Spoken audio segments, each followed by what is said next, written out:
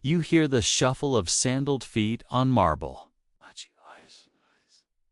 The air smells of incense and sweat, mingling in the close heat of a Roman morning. Voices echo off high columns, senators in purple-trimmed togas moving like a slow tide toward the center of the chamber. You don't know it yet, but in moments, the world will crack open. History will pivot on a single breath, a flash of steel, and the look in one man's eyes as he realizes his friends have become his executioners. Before we dive deeper into this moment, I'd love to know. Drop a comment telling me where in the world you're watching from.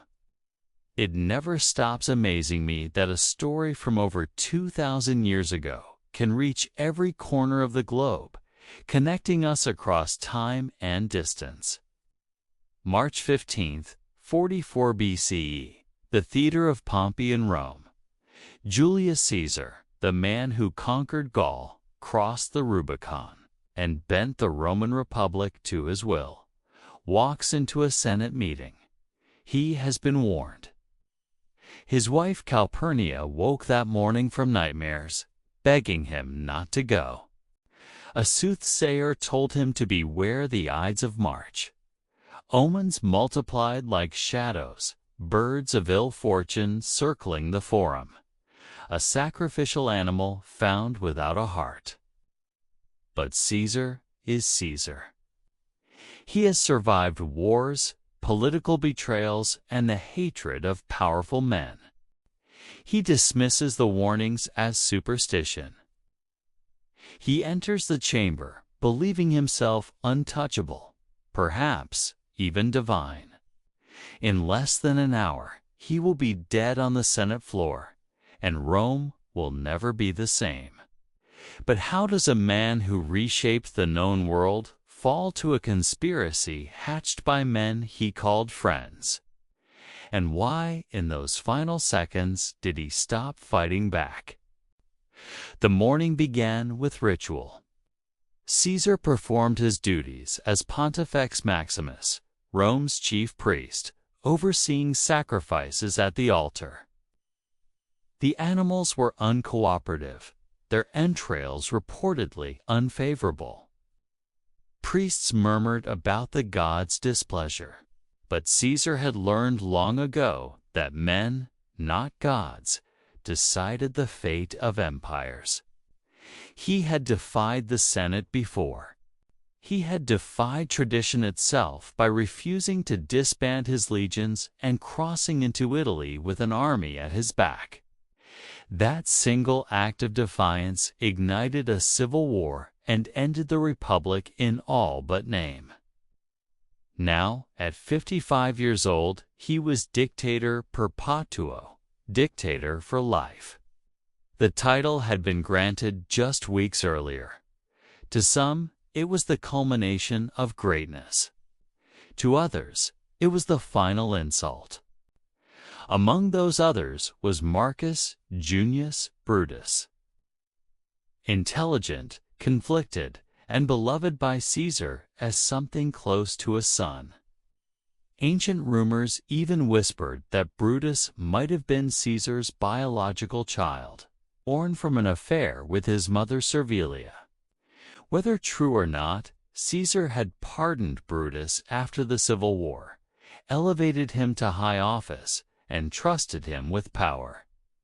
Brutus, in turn, was tormented. His ancestor, Lucius Junius Brutus, had overthrown Rome's last king 5 centuries earlier and founded the Republic. Now another tyrant sat in Rome, and Marcus Brutus was expected to act. Anonymous notes appeared on his chair in the Senate. You are no true Brutus. You sleep while Rome suffers.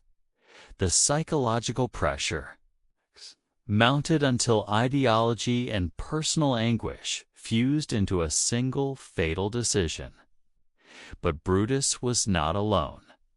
The conspiracy included over 60 senators. Some were idealists who genuinely believed they were saving the Republic. Others were opportunists, men who had lost power or prestige under Caesar's rule and wanted revenge. The ringleader was Gaius Cassius Longinus, a military commander with a sharp mind and sharper grievances. Cassius had fought for Pompey, Caesar's great rival, during the Civil War. Though pardoned, he never forgave Caesar for the humiliation. He was the engine of the plot, Brutus the moral facade. Together, they recruited a coalition of resentment, principle, and ambition. They called themselves the Liberators. The plan was elegant in its simplicity. Lure Caesar to the Senate under the pretense of honoring him with another title or reform. Surround him. Strike together so that no single man bore the guilt, so that the act became a collective statement. This is what happens to tyrants. They chose the Theatre of Pompey because the Senate House was under renovation after a fire. The irony was deliberate. Pompey the Great, Caesar's former ally turned enemy, had built this space, and his statue still loomed over it. Caesar would die in the shadow of the man he had defeated. That morning, as Caesar prepared to leave his home, Calpurnia clutched his arm. She had dreamed of his statue spouting blood while Romans bathed their hands in it. She begged him to send word that he was ill, to delay, to reconsider. For a moment, he wavered. But then Decimus Brutus Albinus, one of the conspirators and a man Caesar trusted deeply, arrived at the house. Decimus mocked the notion of Caesar fearing dreams. He reminded Caesar that the Senate was waiting, that showing weakness now would embolden his enemies. Decimus's words were smooth, persuasive, and utterly calculated. Caesar relented. He left his home and walked toward his death, guided by a friend who had already decided to kill him. As Caesar's litter passed through the crowded streets, a teacher of rhetoric named Artemidorus tried to hand him a note. It contained the names of the conspirators and a detailed warning of the plot. Caesar took the note, but did not read it. He was surrounded by petitioners, all clamoring for his attention, all pressing scrolls and requests into his hands. The one message that could have saved him was lost in the noise. Imagine the weight of that moment, salvation written down, held in his hand, and ignored because there were simply too many voices demanding too much. The Theatre of Pompey was already full when Caesar arrived. Senators stood in clusters, their faces masks of civility. The conspirators had rehearsed their roles. They would approach Caesar as if to present a petition, cluster around him, and then strike.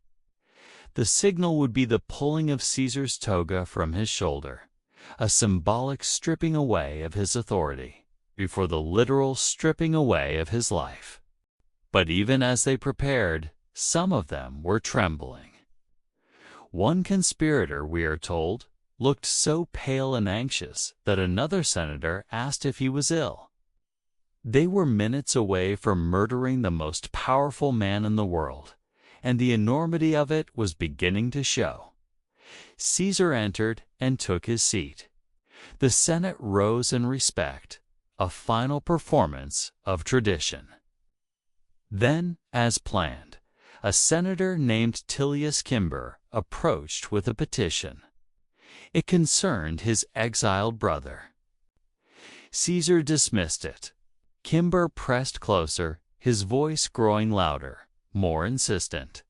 Other conspirators joined him, surrounding Caesar on all sides. The space tightened. And then Cimber grabbed Caesar's toga and yanked it from his shoulder. The first blow came from Caecilius Casca, a clumsy stab to the neck that barely broke the skin. Caesar spun, shocked, and grabbed Casca's arm. He shouted, some sources say in Latin, others in Greek, "Casca, you villain, what are you doing?" For a heartbeat, the room froze. And then the rest descended. Blades flashed in the dim light. 23 stab wounds in total. Caesar fought back at first, using his stylus, a metal writing instrument, as a weapon. He struck at his attackers, tried to push through the ring of bodies, but there were too many. Blood soaked his toga. His strength failed. And then he saw Brutus. Marcus Brutus, the young man he had mentored and loved, stepping forward with a dagger. The ancient historian Suetonius claims Caesar spoke his final words in Greek, "Kai su tenon." You too, child. Whether he actually said it, we cannot know. But the image has endured for 2,000 years because it captures the deepest betrayal. Not the wound to the body, but the wound to the soul. Caesar stopped fighting after that. He pulled his toga over his head, a gesture of both modesty and resignation, and fell at the base of Pompey's statue. His blood pooled on the marble floor. 23 wounds testifying to the rage and fear of men who believed they were saving Rome. The Senate chamber erupted into chaos. Some senators fled, not knowing if they were next. Others stood frozen, staring at the body. The conspirators raised their bloody daggers and shouted Libertas, liberty.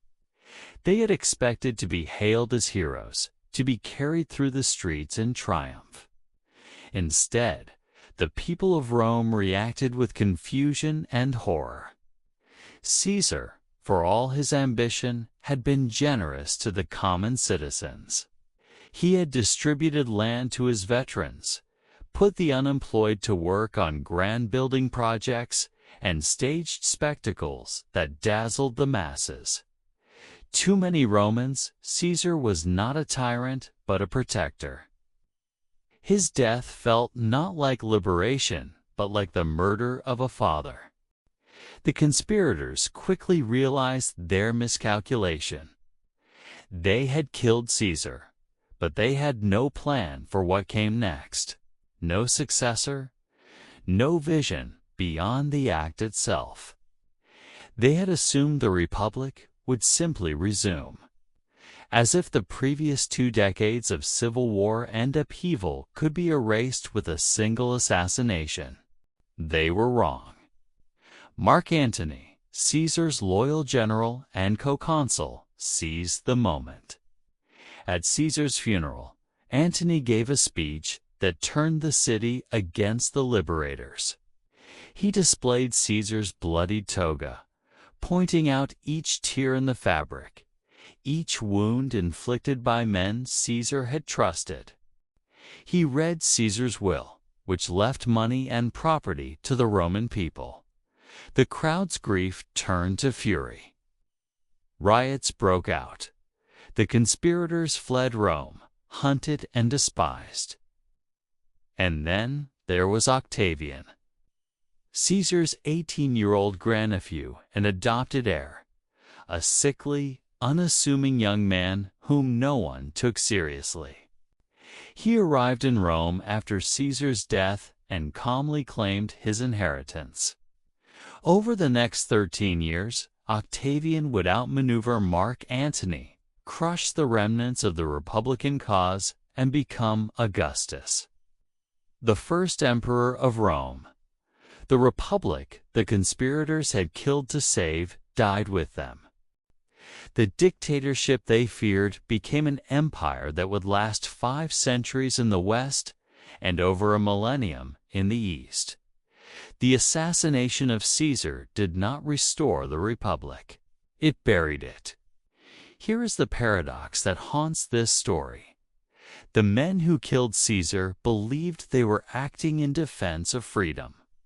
Yet their act ushered in an era of autocracy more absolute than anything Caesar had imagined. They saw themselves as Brutus, the liberator reborn, but history remembers them as assassins who unleashed chaos. Were they heroes or murderers? Idealists or fools? The question has never been answered cleanly because the truth is uncomfortable. They were all of these things at once. Their intentions were noble and their methods were brutal. They succeeded in their mission and failed in their purpose. In the months after Caesar's death, strange stories circulated through Rome. People claimed to have seen his ghost wandering the Forum. A comet appeared in the sky during the public games held in his honor, and many took it as a sign that Caesar had ascended to godhood. The Senate officially deified him, making him Divus Julius, the divine Julius. The man who had been stabbed to death by those who thought him too powerful became a god worshipped by an empire. And Brutus, who believed he was following the highest principles of Roman virtue, became a symbol of treachery. In Dante's Inferno, written over 1,000 years later, Brutus is placed in the lowest circle of hell, chewed eternally in the jaws of Satan alongside Judas Iscariot. History did not forgive him, but there is one final image that refuses to fade. It is recorded by the ancient historians and repeated across centuries. After the assassination, as the conspirators stood over Caesar's body, his toga still clutched over his face, something strange happened. The chamber grew quiet. The shouting stopped. And for a moment, the men who had killed him simply stared. Some say they were struck by the realization of what they had done. Others say they were waiting for something, applause, perhaps, or divine approval, but none came, only silence. And in that silence, Rome changed. The Republic died not with a grand proclamation, but with the soft thud of a body falling and the slow, creeping understanding that there was no going back. They remembered him in marble and in song. They recorded his words and his wars. They built temples in his name. But they could not undo the moment when steel met flesh, when trust became betrayal, and when the fate of an empire pivoted on a single, irreversible choice. The blood on the Senate floor was washed away, but the stain on Rome's conscience never faded. The Ides of March became a warning, a ghost story whispered across generations. Beware the cost of ambition, and beware the cost of killing those who wield it. And so the question lingers, suspended in time like that comet in the Roman sky. If you could stand in that chamber on that March morning with the scent of blood and incense heavy in the air, with the body of Caesar still warm beneath his toga, and with the future of Rome teetering on the edge of collapse, would you call what happened justice or murder? Liberation or catastrophe? The answer depends on who you ask, and perhaps that is the truest legacy of all.